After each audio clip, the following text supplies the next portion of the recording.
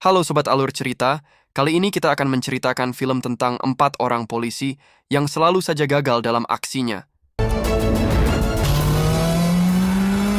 Mereka adalah Bene, Boris, Jegel, dan Oki. Kali ini adalah keempat kalinya mereka gagal dalam tugas. Kalau masih belum ada progres, saya anggap mereka gagal. Bukannya menangkap penjahat, mereka malah menghajar orang yang tidak bersalah. Atas permohonan atasannya, mereka berempat diberi satu kesempatan lagi untuk menangkap seorang penjahat yang diyakini menyamar di sebuah panti jompo. Sayangnya, panti tersebut hanya mampu mempekerjakan 2 orang karyawan, yaitu Bene yang kebetulan satu marga dengan pengurus panti, dan juga Jegel yang kala interview datang berdua bersama Bene. Aku Bene Raja Gugu itu. Aku Jegel kuda diri itu. Sementara Oki dan Boris harus menyamar dan berpura-pura menjadi calon penghuni agar bisa masuk dengan selamat. Oki kesal karena harus menyamar menjadi pasangan suami istri dengan Boris, sialnya lagi. Oki yang mendapat tugas untuk menyamar menjadi nenek-nenek jompo, tapi mereka tidak memiliki pilihan lain karena ini satu-satunya kesempatan bagi mereka untuk tidak dipecat setelah sederet kinerja mereka yang buruk selama ini. Lakukan operasi penyamaran. Laksanakan. Boris yang sedang digugat cerai oleh Gina istrinya dan terancam tidak akan bisa bertemu dengan anaknya lagi, dikarenakan istrinya yang akan menjadi TKW ke Malaysia, yang tentu saja membawa satu-satunya putri kesayangannya. Untuk itulah Boris harus mencari uang sebanyak-banyaknya, agar istrinya tidak perlu menjadi TKW dan membawa anak mereka. Sementara Jegel juga tersandung masalah keuangan, karena ia harus membiayai ibunya di kampung.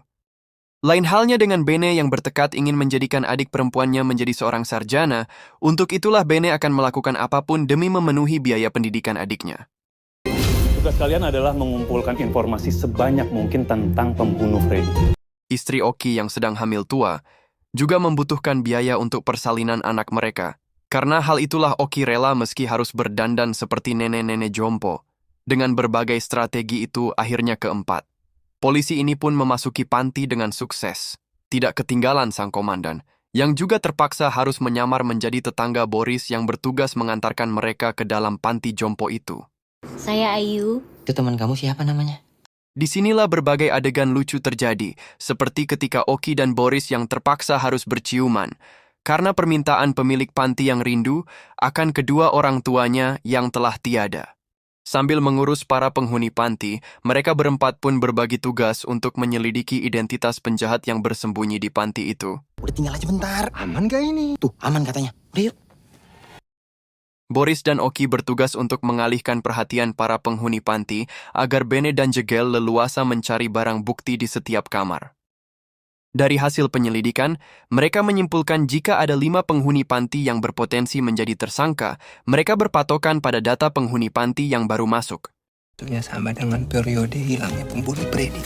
5-5-nya aja kita geledah. Dan setelah melakukan penyelidikan lanjutan, mereka mengerucutkan terduga pelaku menjadi 2 orang, yaitu seorang kakek yang mengalami masalah pendengaran dan seorang lagi nenek-nenek yang mengalami masalah penglihatan. Awalnya mereka tidak yakin jika salah satu di antara keduanya adalah penjahat yang mereka cari, sebab selain fisik yang lemah, mereka juga memiliki kekurangan lainnya. Namun komandan berkata, bisa saja kekurangan pendengaran dan penglihatan yang mereka alami hanyalah pura-pura. Untuk itu, mereka lagi-lagi menyusun strategi untuk mengetahui apakah kekurangan pendengaran dan penglihatan yang dialami kakek dan nenek ini pura-pura atau memang benar. Mereka pun mulai dari Nenek Ida yang selama ini buta saat Jegel menggeledah kamar Nenek Ida dan tertangkap basah oleh Nenek Ida. Namun Nenek Ida tidak tahu siapa yang ada di kamarnya. Oleh karena itu mereka pun mencoret Nenek Ida dari daftar terduga pelaku.